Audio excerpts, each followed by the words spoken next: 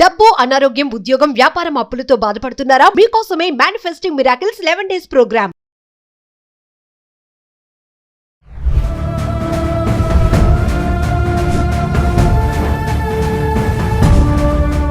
Hi hello నమస్తే, welcome back to Suman TV. ప్రస్తుతం మనతో పాటు ఉన్నారు రామ్మోహన్ గారు. నమస్తే సార్. నమస్తే అండి. సార్, రీసెంట్ గా మనము ఒక ఇన్సిడెంట్ గురించి మాట్లాడుకున్నాం.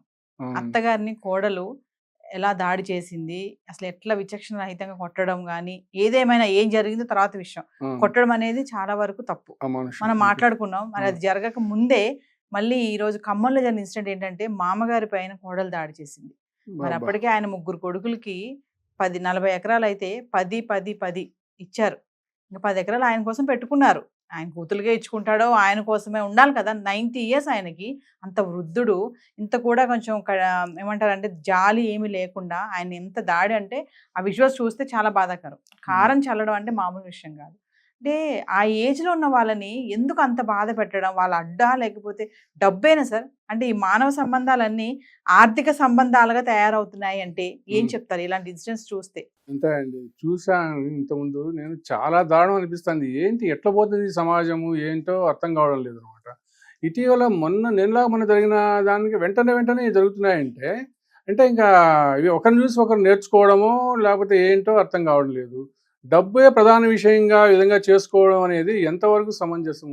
ఆయన మానవత్వంతో కొడుకులు కదా ఏదో బాగుపడతారనే ఉద్దేశంతో ఉన్న ఆస్తిలో నుంచి తలా 10 ఎకరాలు ఇచ్చారు, 3 కొడుకులకి ఇచ్చాడు. ఇంకా తనకంటూ ఒక పెట్టుకుందాము అని చెప్పని ఇచ్చాడు. కానీ నేను అడిగితే ఆయన కూడా 30 కూడా ఇవ్వకుండా ఉంటే ఆయన 40 ఎకరాలు పెట్టుకుంటే అప్పుడు వాళ్ళు తిక్క కుదిరేదేమో. ఇప్పుడున్న పాపం అతను మానవత్వంతో ఇచ్చాడు అనమాట. దానికి సంతోషపడకుండా పైగా ఆమె ఉపాధ్యాయులుగా చేస్తుంది, టీచర్గా చేస్తుంది, గవర్నమెంట్ టీచర్గా చేస్తుంది. టీచర్గా చేస్తున్నప్పుడు నీకు ఈ సొంత తండ్రిలాగా చూసుకోవాల్సిన మామను ఇంట్లో మీ అక్క చెల్లెలు పిలుచుకొచ్చి కారం కొట్టి ఏంది శత్రువులు చూసినట్టు చూడమా ఆయన ఎదురుగా?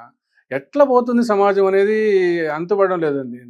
ఇంతకుముందంతా కూడా కోడలను వేధించినారు అని చెప్పని గగ్గోలు పెట్టేవాళ్ళు అనమాట. అత్తమామలు కోడలను వేధించినారు, ఎట్లా చేస్తున్నారు అని చెప్పని ఎన్టీఆర్, గత చీఫ్ మినిస్టర్ ఎన్టీఆర్ కాలం నుంచి వాళ్ళకు చట్టమే తెచ్చాడు మహానుభావుడు. ఆయన చట్టమే తెచ్చి 498A అని పెట్టేసేసి వీళ్ళను బాగా దాన్ని మిస్యూజ్ చేసుకొని అది ఇప్పుడున్న ప్రభుత్వం గమనించి చేస్తుంది. ఇప్పుడు రివర్స్ అయిపోతున్నారు అనమాట. ఎదురుగా వీళ్ళు కోడలను అత్తమామలను హింసిస్తున్నారు అనమాట. ఎదురుగా అంటే వీళ్ళ కోసం ఒక ప్రత్యేక చట్టం తేవాల్సిన అవసరం వస్తుంది అనమాట. ఇప్పుడు ఎదురుగా వచ్చిన చట్టాలు చాలకుండా ఇప్పుడు సీనియర్ సిటిజన్స్ యాక్ట్ అని చెప్పిన ఆల్రెడీ 2007 అనమాట. Senior citizen act 2007. దాని ప్రకారము సీనియర్ సిటిజన్స్కు ప్రభుత్వం ఎన్నో హక్కులు కల్పించింది. అయినా కానీ దాన్ని కూడా లెక్క చేసుకోకుండా వీళ్ళు ఇష్టానుసారం ఏముందిలే మమ్మల్ని ఎవరు పట్టించుకుంటారు, ఏం చేస్తారు, ముఖ్యంగా కోడళ్ళు వేధించడం మొదలుపెడుతున్నారండి. పోనీ అట్లే వాళ్ళ తల్లిదండ్రులని వీళ్ళు భర్తలు పోయి వేధిస్తే ఊరికే ఉంటారా?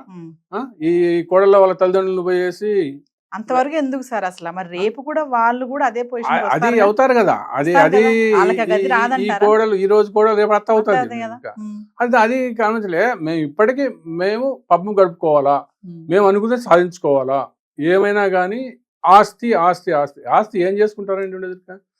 మానవత్వాలు ఉండాలి. నీవు ఎంత పెంచి పెద్ద చేస్తేనే కానీ నీకు ఆ విధంగా నీ మంచి భర్త దొరికినాడు, మంచి కుటుంబం ఉంది, అలాంటి దాన్ని చూసుకోకుండా నువ్వు ఈ విధంగా కాలం చల్లితే ఏమవుతుంది? వెంటనే అతను ఇప్పుడు ఏమైంది, ఇప్పుడు మళ్ళీ పోలీస్ స్టేషన్కి పోయినాడు. పోలీస్ స్టేషన్కి పోతే ఏమవుతుంది? ఊరికే ఉండరు కదా. ఎవరైనా సీనియర్ సిటిజన్స్కి ఎట్టి పరిస్థితుల్లో న్యాయం చేసి తీరాలండి. ఆ న్యాయం చేయకపోతే ఎవరైనా కానీ తెలియని వాళ్ళు కూడా తెలుసుకొని చెప్తున్నాను. సీనియర్ సిటిజన్స్ న్యాయం చేయకపోతే వాళ్ళకున్న చట్టాన్ని ఉపయోగించుకొని వాళ్ళు న్యాయం పొందొచ్చు అనమాట. సీనియర్ సిటిజన్స్ యాక్ట్ 2007 యాక్ట్ ఉంటుంది.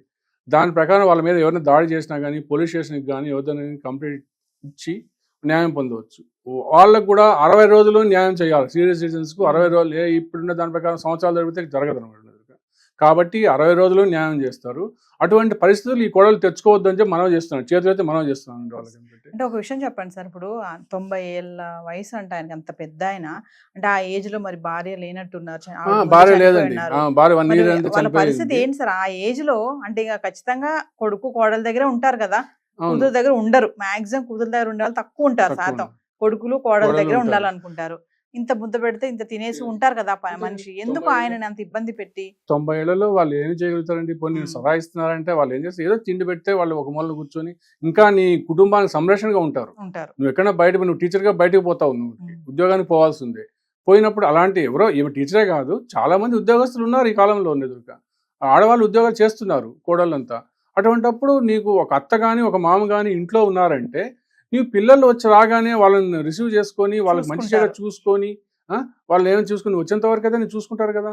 అది కూడా నువ్వు నచ్చక నువ్వు వాళ్ళ మీద ఇలాంటి పనులు చేస్తున్నావు అంటే వాళ్ళని హింసించడము, వాళ్ళని కొట్టడము, తిట్టడము అలా చేస్తే వాళ్ళ మనసు ఎంత నొచ్చుకుంటుంది. వాళ్ళు అది కాక ఆ వయసులో వాళ్ళు 90 ఏళ్ళ వయసు కానీ 20 ఏళ్ళ వయసులో కానీ ఏదో కొడుకు చాటున ఆశ్రయంలో ఉందాము, బతుకుదాము, ఈ శేష జీవితం గడుపుదాము అనే దాంట్లో ఉంటారండి. అటువంటి వాళ్ళని ఈ విధంగా హింసించడం అనేది ఎంత మాత్రం సభ్య సమాజంలో ఎంత ఏదో చూడండి, మీరు ఆలోచించండి.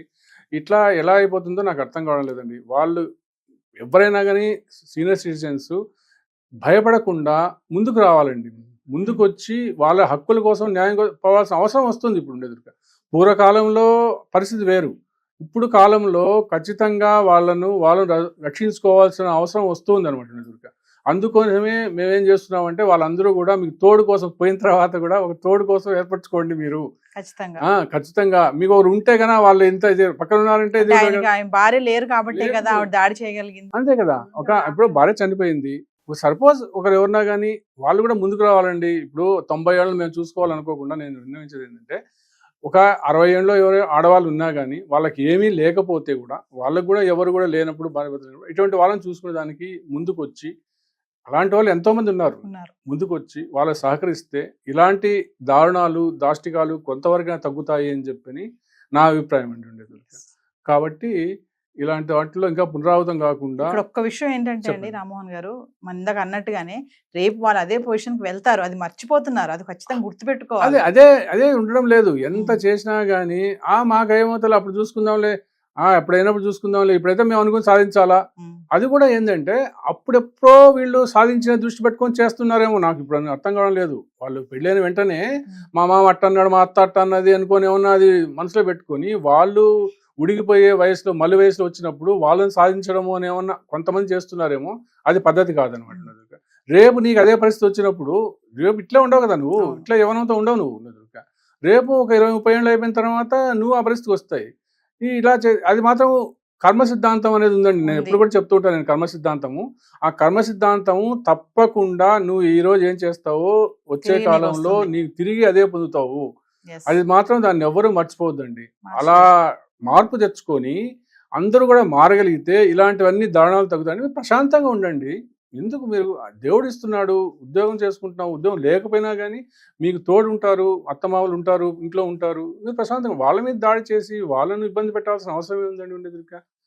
అందుకని ఇలాంటి జరగకుండా చూడాలని చెప్పి నేను నిర్ణయిస్తున్నాను.